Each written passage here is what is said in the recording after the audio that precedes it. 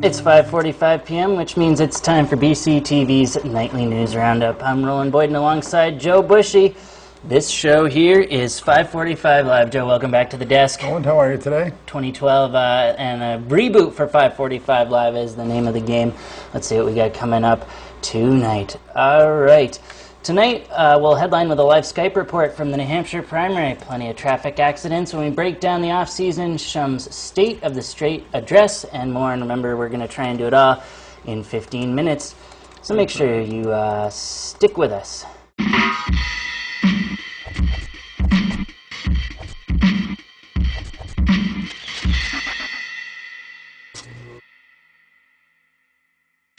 Right now, the city of Manchester is teeming with sleep-deprived, coffee-drinking crews who are working to make sure that Manchester is ready for the spotlight. Welcome back to 5:45 Live. That's footage of the New Hampshire-based ABC affiliate WMUR's early coverage of the New Hampshire primary. Now we're hoping to beam him via Skype to BCTV Access Coordinator Frederic Noyes, who's live on the scene. If not, if we can't get the remote broadcast engine going, then he'll certainly be back at the end of the week with footage. We've got a show Wednesday and Friday, so we'll get all the latest on that for you as well. All right, let's see, what next? Joe, I want to take, before we do that, before we head to back to New Hampshire, see what we can whip up, I want to take a second to break down the off-season. Joe, we had a little hiatus. BCTV was on vacation. Of course, you kept shooting video, and so we've got a slew of video as well.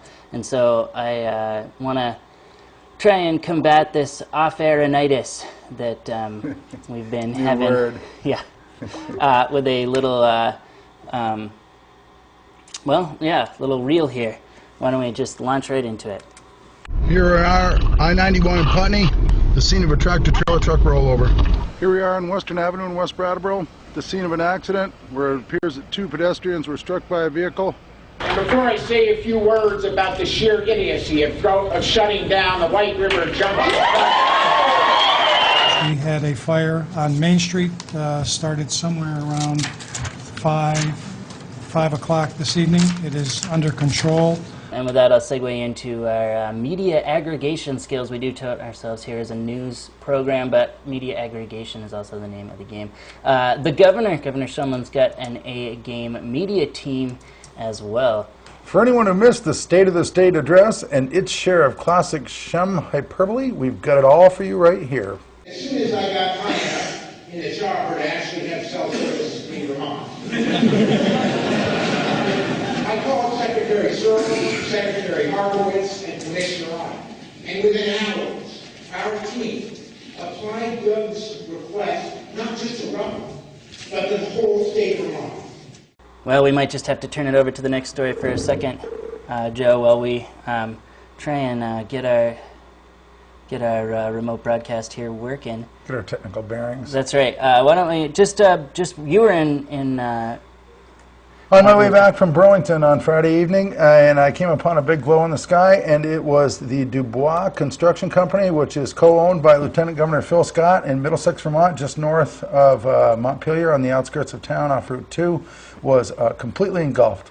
And as I happened to have my camera with me and got out and took some film of that, and I understand from what I've read since then, it's over $1 million damage, and the Lieutenant Governor and his cousin who run it have vowed to come back and come back stronger than ever. So really is quite a blaze. We're at the Radisson Hotel, and it's a large sort of conference center. There are media outlets sort of staking out every nook and cranny and corner of the space. I just showed you a little bit of, I think, the ABC set over here, which is a pretty massive installation, but the AP and CNN and Fox and everyone else you'd expect to be here is all around. Saw candidate John Huntsman earlier in Nashua, and it's just sort of crawling with bloggers and media folks of every description.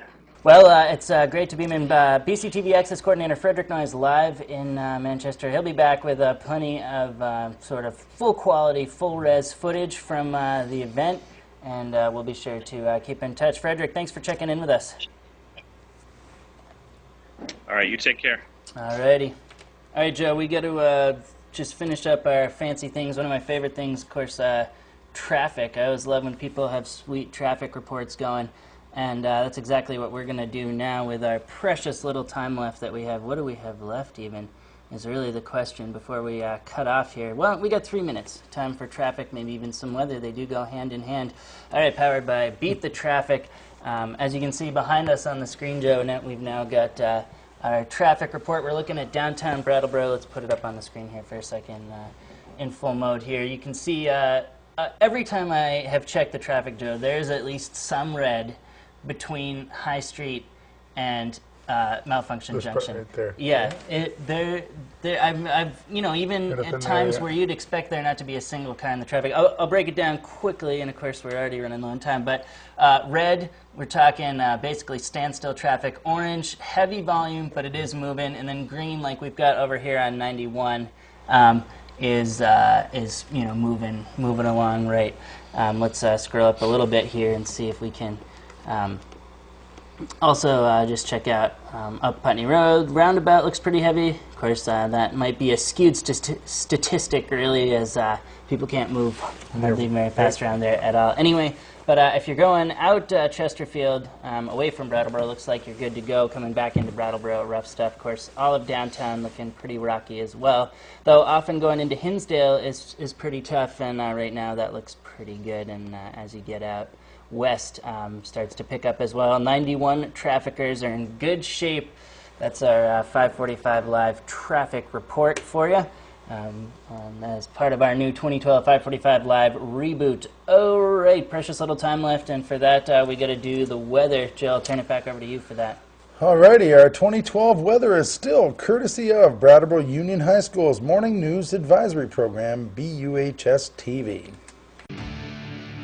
Hey guys, today's going to be partly cloudy, high 37, low 25, and tomorrow it might snow, high 42 and low 23. Back to the desk. We got about 1 minute left, and I just want to touch base on our BCTV schedule, quick glance, and of course calendar as well.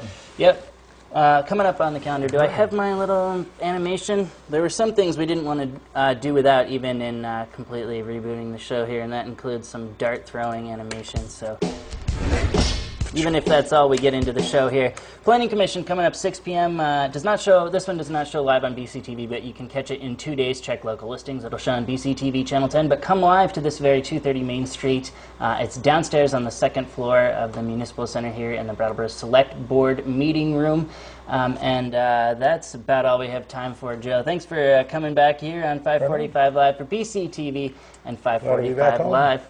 I'm Roland Boyden doing what we've done for about 6 months now, and let's say good night, everybody. Good night.